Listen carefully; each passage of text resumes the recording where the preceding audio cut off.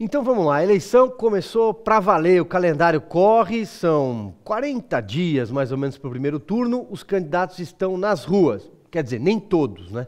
Alguns preferem as manchetes da imprensa que publicam pesquisas, pesquisas e mais pesquisas. A semana foi marcada justamente pelos placares da imprensa que já elegeram o ex-presidente Lula. Há casos em que o mesmo grupo empresarial faz a pesquisa, publica a pesquisa e checa os números da pesquisa se for necessário. Aí não tem margem de erro, não é mesmo? Então vamos lá. Fabi, um resumo dessa primeira semana, dessa largada, na sua opinião. Deu para sentir o tom de como serão essas eleições. Achei bastante forte as coisas que aconteceram tanto nas ruas, como o discurso bélico do consórcio, que não para, né? As manchetes a todo tempo, é só ataques. E aí tivemos uma novidade essa semana de um vazamento de um grupo de WhatsApp. Importante, eu só queria deixar a legislação, tá? Ninguém pode vazar print de conversas privadas, isso é contra a lei, mesmo que você seja um jornalista. É importante salientar isso, porque o pessoal está vazando, tirando do contexto e expondo aí conversa de pessoas, mesmo que tenha sido feito por um membro do grupo de WhatsApp. Pela legislação, ele como se fosse o sigilo, comparado ao sigilo constitucional. Então, é grave, é um crime grave, e espero aí que os jornalistas saibam disso, e se não souberem, espero que os ofendidos processem o pessoal do consórcio, porque isso não é legal de se fazer. Alan, uma coisa que a gente já observa nesse começo, né? Eu estou dizendo começo, no Brasil a eleição começa no primeiro dia de que o presidente, por exemplo, assume a faixa, o governador já começa a eleição de alguma forma. Mas agora é o calendário oficial, desde o dia 16 pode colocar o bloco na rua, divulgar os números, todo mundo está sendo, inclusive, inundado aí pelos aqueles santinhos virtuais que estão chegando pelo Instagram, pelo Twitter, com o número dos candidatos, e a partir do dia 26 também vai começar aquela enfadonha campanha na televisão e no rádio, que a gente já conhece muito bem. Mas algo que já deu para perceber o presidente Jair Bolsonaro, falando da eleição mais importante, né, a eleição presidencial inicialmente, tem se mostrado como ele é, né? Já comeu pastel, já fez mais uma motociata, inaugurou a campanha, isso foi muito simbólico, no local onde ele sofreu o atentado à faca, em Juiz de Fora, né? Em setembro de 2018. E o ex-presidente Lula, o que a gente tem visto é aquele bom e velho comício com uma plateia domesticada. Ali estão sindicalistas, né, os cotistas, alguns artistas também, por que não, né? O pessoal de esquerda, ele tem feito uma fala direta para o público dele, não anda na rua, a gente não vê ele fazendo nenhuma caminhada na Avenida Paulista, por exemplo, a céu aberto, né? Pois é, né? Quem que está com o Lula? A velha política, todos aqueles políticos que foram presos pela Lava Jato e hoje eles estão soltos, a mídia, o consórcio está com o Lula, né? Agora, a população de verdade, pessoal real, trabalhador, não está com o Lula não sai na rua. Tem vários vídeos onde ele sai, ele é vaiado.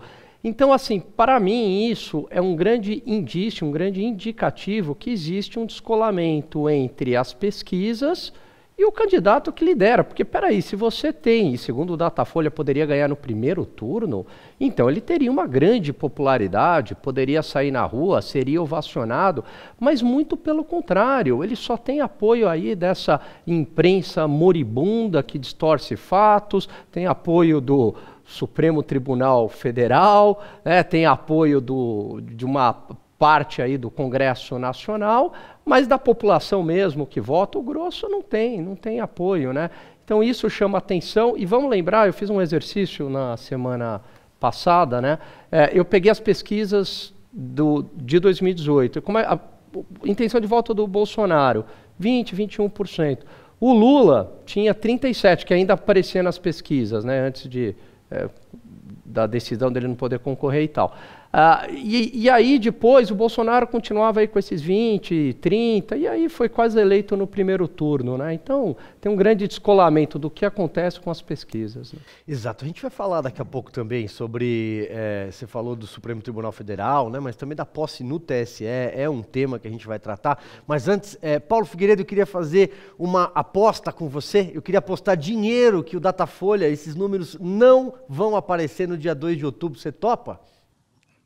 Eu topo apostar junto com você. Eu tentei fazer essa aposta com o Guga Noblar no Morning Show e ele fugiu igual o diabo foge da cruz. Eu tentei, fiz uma proposta bastante simples para ele. Falei, você não acredita na pesquisa do Datafolha? Ele falou, acredito. Falei, então tá bom, eu aposto o dobro da margem de erro com você, que quando chegar perto da semana da eleição, o Bolsonaro vai encostar no Lula rapidinho. Você vai ver? Ah, não, eu aposto na boca de urna. Ou seja, admite a mentira das pesquisas. Mas depois eu acho que vale a gente falar de Datafolha e lembrar algumas coisas que acontecem a respeito das pesquisas e opiniões que alguns políticos têm a respeito das pesquisas. Depois eu acho que vale a gente falar de forma detida a esse respeito. No momento, eu quero chamar a atenção para o ridículo que é nós estarmos falando agora começou a campanha eleitoral.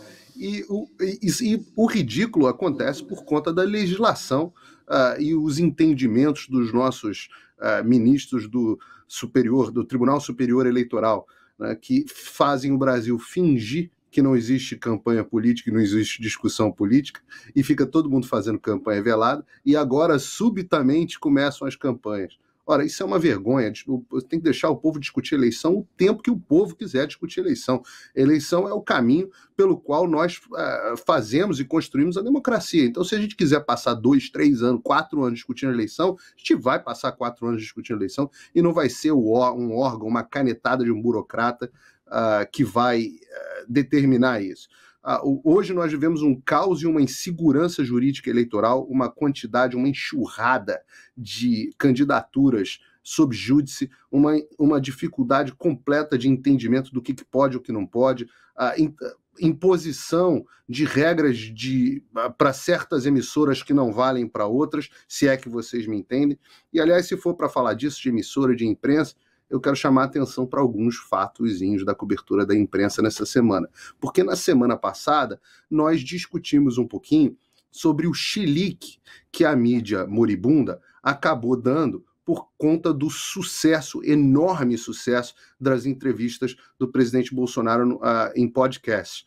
E a imprensa ficou revoltada, teve até durante essa semana uma discussão bacana entre o Rica Perrone e o Guga Noblar, que eu gostei, me diverti bastante assistindo.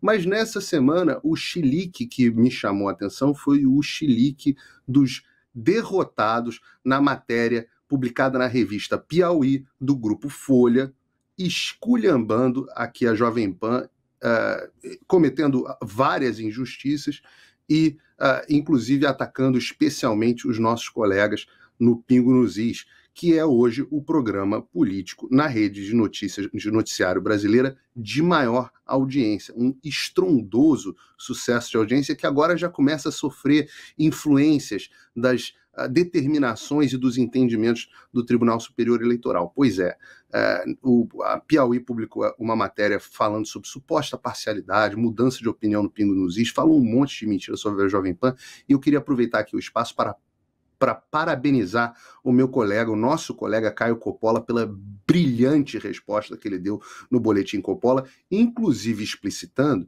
que a Jovem Pan, primeiro, recebe menos dinheiro agora, durante o governo Bolsonaro, do que recebia, e é bem pouquinho mesmo, do que recebia no governo do Lula. Agora, nos governos do PT, a Folha de São Paulo chegava a receber mais de 200 milhões de reais. Mais de 200 milhões de reais, e o Bolsonaro cortou essa mamata. Ainda assim, a revista Piauí do Grupo Folha, né, bancada por herdeiros de banqueiros em associações sem fins lucrativos, afinal quem lacra não lucra, mas ainda assim resolveram atacar a Jovem Pan. Tomaram uma resposta que eu acho que tem que entrar para a história do jornalismo brasileiro. No final das contas, esse foi um dos grandes destaques dessa semana da cobertura de imprensa. Mas eu queria terminar com mais uma que chegou nesses últimos dias, quando o presidente Bolsonaro resolveu zerar e baixar impostos de vários produtos, inclusive suplementos alimentares, que são importantes para as pessoas que praticam exercício. Eu sei que a esquerda hoje em dia ama a obesidade, faz uma ode à obesidade, que é um problema que leva a problemas de saúde muito graves, uma das maiores causas de morte, segundo a Organização Mundial de Saúde. O presidente Bolsonaro cortou durante essa semana impostos de vários produtos, vários suplementos alimentares, inclusive o whey protein. E o que sai na parte de saúde aqui de um veículo de imprensa? Com o imposto zerado por Bolsonaro, o whey protein pode trazer riscos à saúde. Ou seja, é só o presidente Bolsonaro zerar o imposto que imediatamente o whey protein começa a fazer mal à saúde. São os mesmos veículos que botam a mulher obesa, em caso de obesidade mórbida, estampando a revista dizendo que ela está super poderosa. Não dá para dizer que ainda tem jornalismo, Silvio.